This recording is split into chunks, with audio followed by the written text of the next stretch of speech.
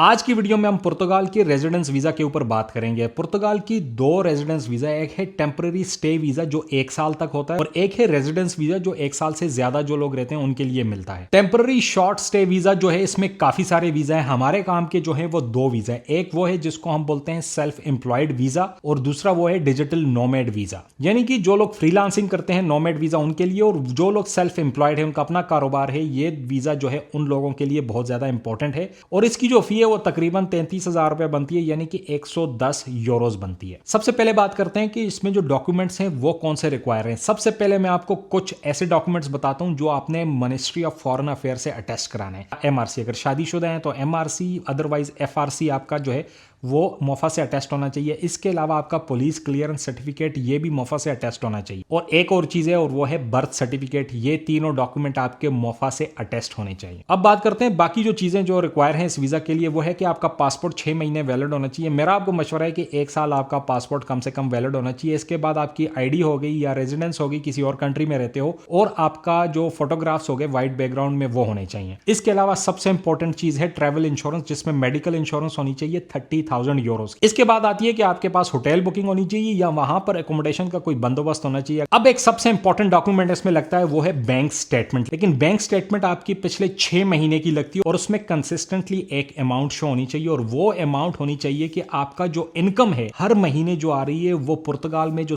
Minimum wage है उसके 4 times होना चाहिए। आजकल जो पुर्तगाल में मिनिमम वेज चल रहा है वो 870 यूरोज पर मंथ चल रहा है, यानी कि आपकी इनकम तकरीबन 3200 यूरोज होनी चाहिए, जो कि पाकिस्तानी 10 से 11 लाख रुपया बनता है, और आपके अकाउंट में तकरीबन 30 से 40 लाख रुपया बैलेंस भी होना चाहिए। अब जो आखिरी डॉक्यूमेंट इसके साथ आपने लगाना है वो आपका सोर्स ऑफ इनकम है। अगर आपकी कंपनी है यानी सेल्फ एम्प्लॉयड है तो कंपनी का इनकॉर्पोरेशन सर्टिफिकेट आप लगा सकते हो, बिजनेस का लेटर हेड लगा सकते हो, आपका कोई लाइसेंस है, कोई काम करते हो वो लगा सकते हो, और अगर आप फ्रीलांसर हो, नोमैड हो, यानी कि आपका किसी कंपनी के साथ कोई कॉन्ट्रैक्ट होगा तो वो कॉन्ट्रैक्ट आप लगा सकते हो। जब ये तमाम डॉक्यूमेंट बन गए तो आपने एक और डॉक्यूमेंट और फिल करना है और वो है वीजा एप्लीकेशन फॉर्म। तो इस वेबसाइट पर आप जाकर वीजा एप्लीकेशन फॉर्म डाउनलोड कर सकते हो। अब इसके बाद आपको चाहिए अपॉइंटमेंट। तो अपॉइंटमेंट आपने कैसे लेनी है, एक ईमेल लिखनी है। अब ईमेल जो है आपकी बहुत प्रोफेशनली होनी चाहिए।